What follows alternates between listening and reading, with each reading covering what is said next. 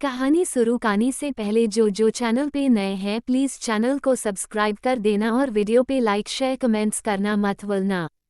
सब लोग शाम के वक्त ही घर आ गए थे। अजलान वहां से सीधा अपने स्टडी में चला गया था और दानीन फलक के साथ सीधा उसके कमरे में आ जाती है, वरना अगर वो लोग रुबाब जी को अपनी शॉपिंग दिखाते तो वो 10 सवाल करती कि ऐसे पार्टीवेयर कपड़े क्यों खरीदे जिनसे फिलहाल दोनों को बचना था, इसलिए खामोश ही रहना बेहतर था।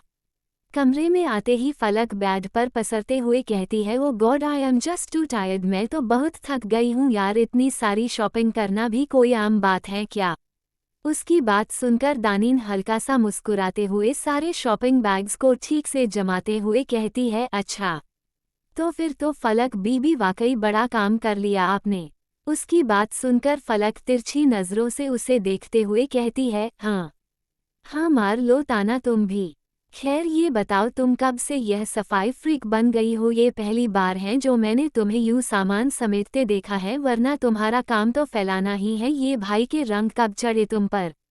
उसकी बात सुनकर दानीन के हाथ अचानक से रुक जाते हैं। वो ठीक कह रही थी, वाकई उसका काम फैलाना ही था और उसकी इस आदत पर उसे माला से हमेशा डांट ही पड़ती थी, पर आज उसका दिल चाहा था सब समेटने का। शायद वाकई उस पर उसके शौहर का रंग चढ़ रहा था। वो अभी यही सब सोच रही थी कि तभी फलक उसे यूं खोया हुआ देख कहती है, क्या हुआ, अब तुम कहाँ खो गई भाई।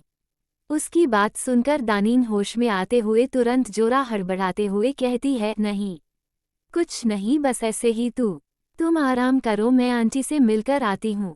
इतना कहकर वो जाने ही वाली थी, तभी फलक की नज़र वहीं शॉपिंग बैग्स के बीच रखे एक ब्लैक पेपर बैग पर जाती है जो कुछ ज़्यादा ही एक्सपेंसिव लग रहा था। ये देखकर वो क्यूरियोसिटी से पूछती है, दानू ये बैग किसका है, हमने तो लिया नहीं कुछ ऐसे बैग में।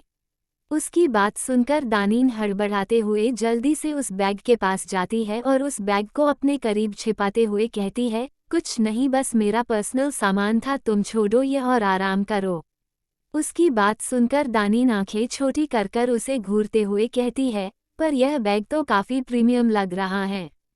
दानीन, हाँ वो अच्छी शॉप थी, खैर तुम आराम करो, मैं चलती हूँ। इतना कहकर वो उस बैग को लेकर वहाँ से चली जाती है। रात का वक्त था, सब खाना खाकर अपने अपने कमरे में मौजूद थे, सिवाय अजलान के। उसे मॉल से वापस आने के बाद किसी ने देखा ही नहीं था। वो तब से अपने स्टडी रूम में ही था, ना वो खाना खाने आया, ना उसका कुछ और पता चला। डिनर के बाद थोड़ी बहुत बातें कर कर सब अपने कमरे में जा चुके थे। वही जुबैर कुछ सोचकर अपने कमरे में जाने के बजाय अजलान के स्टडी रूम के पास जाकर दरवाज़ा खटखटाता है, तो अंदर से कोई आवाज़ नहीं आती। इस पर वो कुछ सोचकर दरवाज़ा खोलकर अंदर कदम रखता है, तो उसकी नज़र सामने खिड़की के पास खड़े अजलान पर जाती है, जो किसी गहरी सोच में था। उसे यूं सोचता देख जुबैर एक गहरी सांस लेकर उसकी तरफ कदम बढ़ाते हुए कहता है, खाना खाने क्यों नहीं आया तू। उसके सवाल पर भी वो कोई जवाब नहीं देता, जिसका अंदाज़ा जुबैर को था भी। वो उसके पास पहुंचकर कुछ सोचते हुए ही उसके कंधे पर हाथ रखकर हल्का सा हिलाते हुए कहता है, यार तू कब तक एक ही जगह पे स्टक रहेगा। दारा की वजह से तू अगर इसी तरह स्टक रहा तो तेरी पर्सनल लाइफ पे भी असर पड़ेगा। भूल मत, अब तू अकेला नहीं है, तेरी बीवी है दानीन, उसके हवाले से भी तो सोच। उसकी बात सुनकर अजलान एक गहरी सांस लेकर उसकी तरफ देखते हुए कहता है, आगे बढ़ने की कोशिश तो कर रहा हूँ, पर बार बार कदम अपने आप उसी जगह आकर रुक जाते हैं जहाँ से शुरू किया था। मुझे पता है मेरा ये बिहेवियर तुम लोगों को शायद बहुत ओवर लगता है, पर जिस गम और तकलीफ से दारा के जाने के बाद मैं गुजरा हूँ, तुम सब नहीं समझ सकते। उसकी बात सुनकर जुबैर जरा खिसियाते हुए तेज आवाज में कहता है, ये सिर्फ तेरा वहम है अजलान, दारा का सिर्फ तुझसे वास्ता नहीं था, मुझसे भी वास्ता था। तू भूल रहा है मेरा और तारा का क्या रिश्ता था, वो मेरे लिए भी। इससे आगे वो कुछ कहता, तभी अजलान उसके बीच में काटते हुए कहता है, मैंने ऐसा कभी नहीं कहा कि उसके जाने की तकलीफ तुझे नहीं है। बस फर्क कितना है, तू आगे बढ़ चुका है और मैं नहीं। और ऐसा नहीं है मैंने बढ़ने की कोशिश नहीं की, तमाम कोशिशें की हैं, पर घूम फिरकर कदम वापस उसी रास्ते आ जाते हैं। मुझे पता है मैं हमेशा उसकी यादों में नहीं रह सकता। मुझे बाहर निकलना होगा उससे, पर मैं नहीं कर पाता और ना ही कभी निकल पाऊंगा, ये जानते हुए भी कि आज वो यहाँ इस दुनिया में नहीं है तो उसकी वजह मैं हूँ। उसकी बात सुनकर ज़ुबैर आगे कुछ नहीं कहता। उसे अज़लान के शब्दों में छिपी लड़खड़ाहट समझ आ गई थी, इसलिए वो बात संभालते हुए उसके कंधे पर हाथ रखकर कहता है, अच्छा, इस बारे में और बात नहीं करते। फिलहाल तू कमरे में जाके थोड़ा आराम कर। ठीक है, इस बारे में हम जितना बात करेंगे तू उतना उलझता जाएगा। मैं भी सोने जा रहा हूँ। You also take rest. उसकी बात सुनकर अज़लान बस आहिस्ता से सिर हिला देता है और ज़ुबैर वो खुद भी वहाँ से उसे गुड नाइट कहकर चला जाता है। और उसके जाते ही अज़लान खुद भी कुछ देर उस खिड़की के पास खड़ा रहकर आगे बढ़कर उस खिड़की को बंद करता है और स्टडी रूम की लाइट्स बंद करते हुए वहाँ से निकल जाता है। इधर दानीन के कमरे में वो बेचारी यहाँ से वहाँ बेचैनी में टहल रही थी। उसके बेड पर वो पेपर बैग रखा था जिसमें अज़लान का अरमानी सूट मौजूद था, पर मसला ये था कि वो उससे ये दे कैसे उपसे। आज तो अज़लान डिनर के वक्त भी मौजूद नहीं था। यही सोचते हुए वो खुद से कहती है, या अल्लाह, क्या करूं मैं, कैसे दूं उन्हें ये, वो क्या सोचेंगे और वो एक्सेप्ट भी करेंगे या नहीं। पर अच्छा खासा महंगा तो है, ले ही लेंगे, पर अगर नहीं लिया तो वापस भी नहीं होगा और मेरे इतने सारे पैसे जाया हो जाएंगे। एक काम करती हूँ, दे ही आती हूँ, वैसे भी ज़्यादा से ज़्यादा क्या करेंगे। यही सोचते हुए वो बैग से वो पेपर बैग उठाती है और कमरे से बाहर निकल जाती है। इधर अज़लान वो कमरे में आता है तो फिलहाल रात के 10 बज रहे थे। इस वक्त सब अपने अपने कमरे में थे। मौसम अभी भी हल्का ठंडा था, इसलिए रातें वक्त से पहले हो जाया करती थीं। पर अज़लान की आंखों में कहीं भी नींद नहीं थी, बल्कि चेहरे पर थकान और एक अजीब सा गम नजर आ रहा था। उसे पता था कि शायद वो आज रात फिर नहीं सो पाएगा, इसलिए अपनी टाई लूज करते हुए वो वहां रखे सोफे पर जाकर बैठ जाता है और सोफे से टेक लगाए अपनी आंखें बंद कर पुरानी यादों में खो जाता है। कुछ ऐसी यादें जो उसे हमेशा तकलीफ ही दिया करती थीं, पर फिर भी वो उन यादों को अपने आप से जुदा नहीं कर सकता था। अक्सर हमें तकलीफ देने वाले वो हादसे नहीं होते जिंदगी के जो गमगीन हो, बल्कि वो खुशियां होती हैं जिन पर एक वक्त पर हम बहुत मुस्कुराए थे। वो ना जाने कितनी देर वैसे ही आंखें बंद करके बैठा था और आगे भी बैठा रहता, अगर उसके कानों में वो प्यारी सी आवाज़ नहीं आती जो बिल्कुल उसके करीब से आई थी। और इस आवाज़ को बखूबी जानता था, ये उसकी मोहब्बत की आवाज़ थी। ये दानीन थी जिसने कहा था, आप सो गए हैं क्या। अज़लान अभी अपने ख्यालों में खोया ही हुआ था कि तभी उसके कानों के पास एक बेहद प्यारी सी आवाज़ आती है, आप सो गए। इस आवाज़ पर वो फ़ौरन आंखें खोलता है। वो इस आवाज़ को बहुत अच्छे से समझता था और पहचानता भी था। यह आवाज़ वो कभी भूल भी कैसे सकता था। इस आवाज़ पर तो अज़लान शेरियाज़ की दुनिया रुक जाती थी। यह उसकी पहली मोहब्बत की आवाज़ थी और शायद आखिरी भी। वो आंखें खोलकर देखता है तो दानीन जरा झिझकते हुए उसके पास ही सोफे से करीब 2-3 कदम की दूरी बनाए खड़ी उसे ही देख रही थी। वहीं उसे यूं अपने कमरे में देखकर अज़लान को लगता है ये कोई वहम है, जिस पर वो दोबारा 2-3 बार पलकें झपकाकर उसे देखता है तो उसे एहसास होता है कि यह कोई वहम नहीं है, वो वाकई उसके पास खड़ी है। वो एक नज़र दरवाजे की तरफ देखता है, जो हल्का सा खुला था। ये देखते ही उसका शक पूरी तरह यकीन में बदल जाता है। वो वाकई उसके पास खड़ी थी और खुद चलकर उसके कमरे में आई थी। हालांकि यह ख्याल बड़ा अटपटा सा था, जो लड़की उससे इतना दूर भागती थी, आज वो खुद उसके कमरे में आई थी। इस बात पर यकीन कर पाना उसके लिए बड़ा मुश्किल था, पर अगले ही पल उसे इस बात का ख्याल आता है कि कहीं उसकी प्रिंसेस किसी प्रॉब्लम में तो नहीं है। और इस ख्याल पर वो जैसे बेचैन हो उठता है और फौरन अपनी जगह से उठकर उसकी तरफ कदम बढ़ाते हुए कहता है, क्या हुआ प्रिंसेस? सब ठीक है ना? कुछ हुआ है? तबीयत ठीक नहीं है? कोई काम है? अगर कुछ है तो मुझे बताओ। इधर आओ मेरे पास। इतना कहकर वो हाथ बढ़ाकर उसका हाथ पकड़कर उसे अपनी तरफ खींचता है और उसके गालों पर हाथ रखकर उसके शरीर के टेम्परेचर का मुआयना करने लगता है। वो वाकई इस वक्त उसके लिए फिक्रमंद हो गया था। वहीं उसे यूं परेशान होता देख दानीन एक कदम पीछे लेते हुए कहती है, मैं ठीक हूँ, मुझे कुछ नहीं हुआ है। फिर एक पल रुककर आगे कहती है, पर आप ठीक नहीं लग रहे, और खाने के वक्त भी नहीं आए, दिन भी नहीं किया आपने।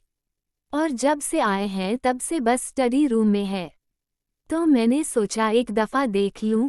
कहते कहते उसने अज़लान से नज़रें चुरा ली थी। वही उसकी बात सुनकर अज़लान की आंखें एक पल को तो हैरान हो जाती हैं। वो उसकी फिक्र कर रही थी, पर क्यों? दानीन के बिहेवियर में जो एकदम से बदली आई थी, उसकी वजह क्या थी? इससे पहले तो कभी उसे उसकी फिक्र नहीं हुई, फिर आज कैसे? वो अभी हैरानी से उसे देख ही रहा था कि तभी उसे यूं खामोश देखकर दानीन एक कदम उसकी तरफ बढ़ाते हुए कहती है, क्या हुआ? आप ठीक हैं ना? मैंने पूछा। कुछ, आपकी तबीयत तो ठीक है, काफ़ी थके थके लग रहे, कॉफ़ी ले आऊं क्या आपके लिए? इस बार उसकी आवाज़ जर घबराई हुई थी। वो उसके चेहरे को देखते हुए उससे सवाल कर रही थी और अज़लान वो बस हैरानी से उसे देखे जा रहा था। जब उसे अपने सामने खड़ी लड़की पर यकीन नहीं होता, तो वो कुछ सोचते हुए अपना हाथ आगे कर उसकी तरफ बढ़ाते हुए कहता है, पिंच मी प्रिंसेस। पर उसके सवाल पर दानीन एक कदम पीछे होते हुए मुंह बनाकर उसे देखते हुए ही कहती है, यह आप क्या कह रहे हैं? मैं क्यों करूं आपको पिंच? सच सच बताए, आपको मिर्गी के दौरे पड़ते हैं ना? उसकी बात सुनकर अज़लान कुछ सोचते हुए खामोशी से एक पल उसे देखता है, फिर आगे बढ़कर अचानक से उसकी कमर पर अपना हाथ ले जाकर वहां हल्का सा पिंच करता है, जिस पर दानीन जरा चिल्लाते हुए 2 कदम दूर होकर अपनी कमर को सहलाते हुए उसे घूर कर कहती है, यह क्या हरकत थी आपकी? एक तो मैं आपकी फिक्र कर रही हूँ और आप मेरे साथ इस तरह ज्यादती कर रहे हैं।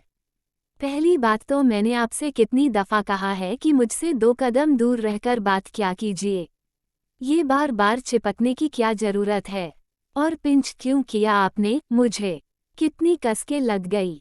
अम्मी, इतना कहते हुए वो अपनी कमर को मसलसल सहलाए जा रही थी। वहीं उसे यूं चिल्लाता देख अज़लान ज़रा नॉर्मल होते हुए कहता है, मतलब हो तो मेरी बीवी ही। मुझे लगा कहीं डबल पर्सनैलिटी डिसऑर्डर तो नहीं है तुम्हें? वैसे सच सच बताओ, चाहिए क्या तुम्हें? ये जो आज अचानक से फिक्र आई है उसकी वजह क्या है? जान सकता हूँ बेगम जान। उसकी बात सुनकर दानीन उसे घूरते हुए कहती है, क्या मतलब आपका? मैं किसी मतलब से आपके पास आई हूँ? हद होती है। एक तो यहाँ मैं आपकी फिक्र कर रही हूँ और आप मेरी फिक्र में मेरा मतलब ढूंढ रहे हैं। रहने दीजिए आप ना, ऐसे ही बीमार पड़े रहिए इस कमरे में। मैं तो कहती हूँ कि इस कमरे से बाहर निकलिएगा ही मत। आप यही रहिए भूखे प्यासे, जा रही हूँ मैं।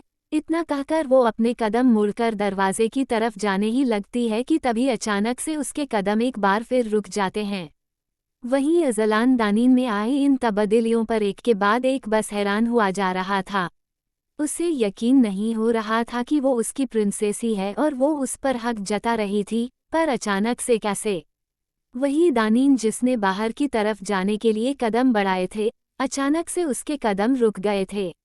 वो कुछ सोचकर पलटते हुए अज़लान की तरफ देखती है और उसे घूरते हुए ही वापस अपने कदम उसकी तरफ बढ़ाकर उसके पास से होकर गुजरते हुए सीधा उसके बैग की तरफ जाती है और वहां रखा एक पेपर बैग उठाकर वापस उसकी तरफ आते हुए उस पेपर बैग को उसकी तरफ बढ़ाकर जरा झिझकते हुए कहती है, वो ये मैं आपके लिए लाई थी।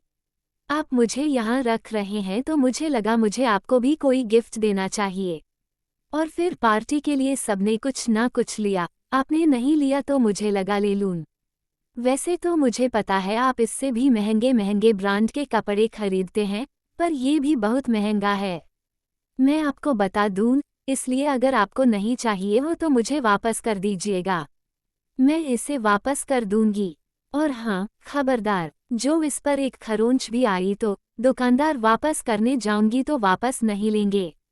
इसलिए देख लीजिए, ये आपकी एक्सपर्टीज जितना हाई नहीं है, पर फिर भी आपके लिए तो कम से कम ठीक ठाक है ही। उसने बेहद बेतरतीब तरीके से कहा था। वो उसे जैसे गिफ्ट नहीं दे रही थी, बल्कि जता रही थी कि वो उसके लिए कितनी महंगी चीज़ लेकर आई है। और जताए भी क्यों ना।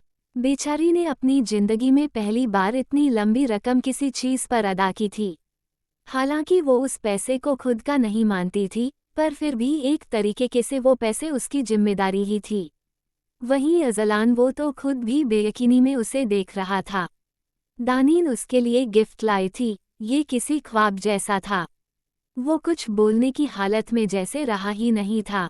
उसे यकीन ही नहीं हो रहा था कि उसके सामने खड़ी उसकी नन्ही सी बीवी उसके बारे में इतना सोच रही है। दानीन को कैसे पता कि उसने कुछ नहीं लिया और ऊपर से उसका वो गिफ्ट देने का अंदाज। उफ। असलान बेयकीनी में ही उसे देखते हुए कहता है, ये तुम मेरे लिए लेकर आई हो। उसकी बात सुनकर दानीन जरा चिढ़ते हुए कहती है, नहीं, पड़ोस वाले के लिए लाई हूँ। वही तो शौहर है मेरा, तो सोचा उसी को दिला दूँ। लाइए, वापस कर दीजिए। उसी को दे दूंगी, आप काबिल भी नहीं हैं। वैसे आए बड़े, मेरे लिए लाई हो, मैंने देना ही नहीं है। अब आपको सीधे सीधे दे रही हूँ तो ले नहीं रहे। नखरे इतने हैं आपके नखरों के आगे तो कभी कभी मुझे लगता है बुर्ज खलीफा भी छोटा पड़ जाए। रहने दीजिए, मैं खुद ही रख लूंगी या फिर सच में ही पड़ोस वाले को दे आऊंगी। उसने जरा चिढ़ते हुए कहा था, पर कहते कहते में वो इस बात पर गौर करना ही भूल गई थी कि उसने अजलान को खुद अपना शौहर कहा था। उसने उसके सामने इस रिश्ते को कबूला था, जिस पर दानीन ने गौर किया हो या ना किया हो, अजलान ने जरूर गौर किया था और उसके चेहरे पर एक हल्की सी मुस्कुराहट भी आई थी, जो कुछ देर पहले तक दिल में बेसुकुनी थी, वो एक पल में गायब हो गई थी। अब वहाँ सिर्फ सुकून था। पर जैसे ही अजलान की नज़र दानीन पर जाती है, जो उस पेपर बैग को वापस अपनी तरफ खींच रही थी, वो तुरंत आगे बढ़कर उसके हाथ से पेपर बैग लेते हुए कहता है, तुम्हें किसी ने बताया नहीं है कि किसी को गिफ्ट देकर वापस नहीं लेते। और तुम किसी और को गिफ्ट क्यों दोगी? खबरदार, जो किसी और आदमी को कुछ देने का सोचा था, तुम्हें जो देना है मुझे दो। मैं बैठा हूँ ना यहाँ। उसकी आवाज़ जरा सख्त थी, जिस पर दानीन पर कोई असर नहीं पड़ता। अब उसकी डांट वो सीरियस लेती कहाँ थी। वो उसकी बातों को तो ऐसे हवा में उड़ाती थी, जैसे अजलान कोई नॉन स्टॉप लाउड स्पीकर हो। जहाँ पहले वो उसकी आवाज़ पर कांप उठती थी, अब तो उसे डांटने से भी पीछे नहीं हट रही थी। यकीनन, चाहे वो ज़बान से इस रिश्ते को कबूले ना कबूले, दिल से इस रिश्ते को बहुत पहले कबूल चुकी थी।